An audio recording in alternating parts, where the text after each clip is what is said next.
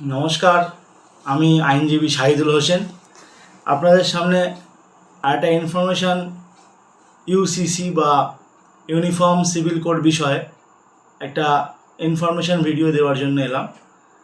তো আমরা সকলেই জানি যে আগামী দিনে ইউনিফর্ম সিভিল কোড আসতে চলেছে ওয়েস্ট বেঙ্গলে। তো ইউনিফর্ম সিভিল কোডটা কী, সেটাই আজকের আলোচ্য বিষয়। ইউনিফর্ম সিভিল কোড আপনার এটা রেফারেন্সটা ব্যাক করছে আপনার আমাদের কনস্টিটিউশন অফ ইন্ডিয়াতে আর্টিকেল 44-এ আমাদের যে ইউনিফর্ম সিভিল কোড তার ব্যাকিংটা রয়েছে। ইউনিফর্ম সিভিল কোড কি? ইউনিফর্ম সিভিল কোড এটা one step towards one nation one law. আমরা জানি যে বিভিন্ন ফ্যামিলি ল আছে, লাইক মুসলিম ল আছে, হিন্দু ল আছে। তো প্রত্যেকটা রিলিজিয়ানের সেপারেট ল আছে, যাদের আমরা ফ্যামিলি ল বলি। তো এতদিন পর্যন্ত কি হয়ে আসছে না, প্রত্যেকটা রিলিজিয়ান ফ্যামিলি ল অনুযায়ী ট্রিট হচ্ছে, ডিল হচ্ছে।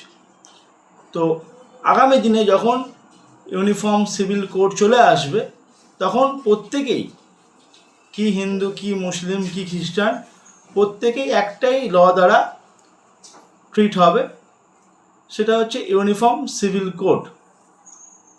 আমরা জানি যে মুসলিম ল নট কোডিফাইড, অর্থাৎ আনকোডিফাইড ল, কিন্তু হিন্দু ল কোডিফাইড। তো ইউনিফর্ম সিভিল কোড যখন আসছে সেটা কোডিফাইড।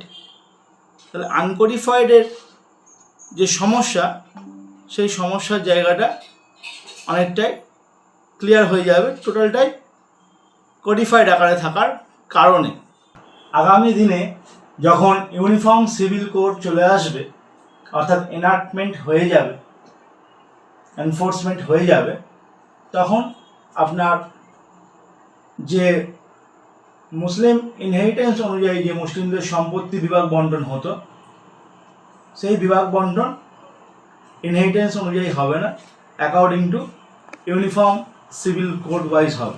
আসার ফলে কি হবে, মুসলিম শরিয়াত অ্যাক্ট অনুযায়ী যে মুসলিম ম্যারেজ রেজিস্ট্রেশন হতো, সেই মুসলিম ম্যারেজ রেজিস্ট্রি ইউসিসি অনুযায়ী হবে। এবং একইভাবে যেটা হিন্দু ম্যারেজ অ্যাক্ট 1955 অনুযায়ী হিন্দু ম্যারেজ রেজিস্ট্রেশন হতো, সেটাও চলে যাবে ইউনিফর্ম সিভিল কোডে। যেটা জানা যাচ্ছে যে আগামী দিনে ইউসিসিতে থাকতে পারে যে লিভ ইনের ব্যাপারটা, যে রেজিস্ট্রেশনের আন্ডারে আনতে হবে। লিভ ইন সম্পর্ক বৈধ, কিন্তু সেটা অবশ্যই রেজিস্ট্রেশন করতে হবে, সেটাও আগামী দিনে ইউসিসিতে চলে আসছে।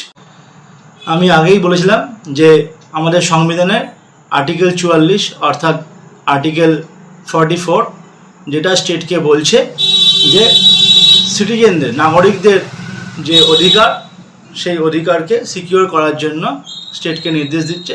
তার মাধ্যমে এই ইউসিসি ইউনিফর্ম সিভিল কোড আসছে।